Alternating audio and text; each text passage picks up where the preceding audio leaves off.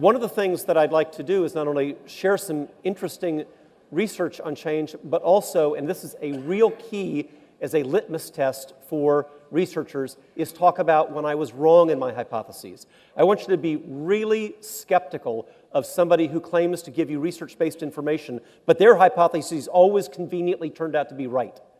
It is the test, and all of our scientists will tell us in the room that an experiment which disproves a hypothesis is just as valuable as one that adds evidence in support of a hypothesis. And we ought to be just as proud of a student who disconfirms what they thought was true as one who confirms what they thought was true. That's really the essence of critical thinking. Unfortunately, it's rare, not only in education, but in academia generally. 95% of hypotheses in published papers turn out to be true. And I would love to see more of what Dick Elmore, for example, has done at Harvard, to say, I used to think, but now I think.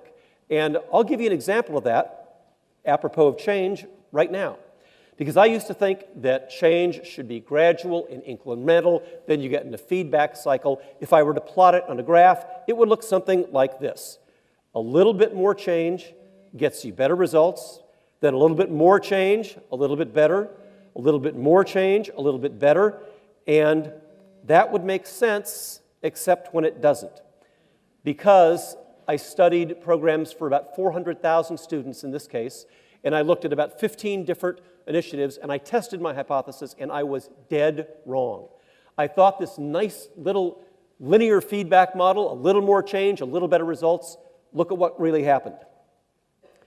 Add change, not much happens. Do some more change, not much happens.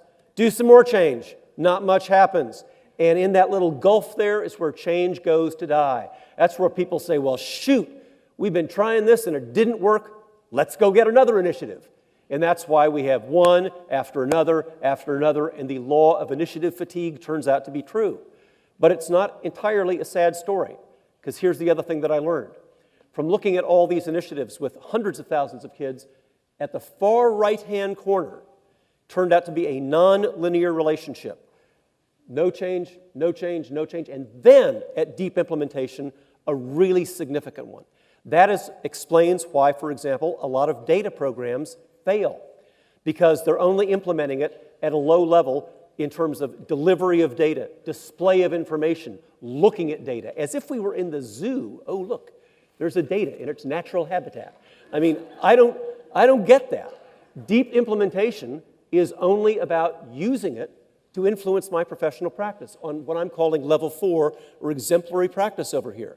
And there's a lot of people who are taking way too much comfort in moving from level 1 to 2 or 2 to 3 and then angry that they don't see results. No kidding. That is exactly what the data says. Only at deepest levels of implementation do you get that. And of course the problem is we don't have time to implement deeply everything. So it takes us right back to focus. Now, here's an example of what I think is a pretty solid research-based finding. And I'm going to give you some others I already have.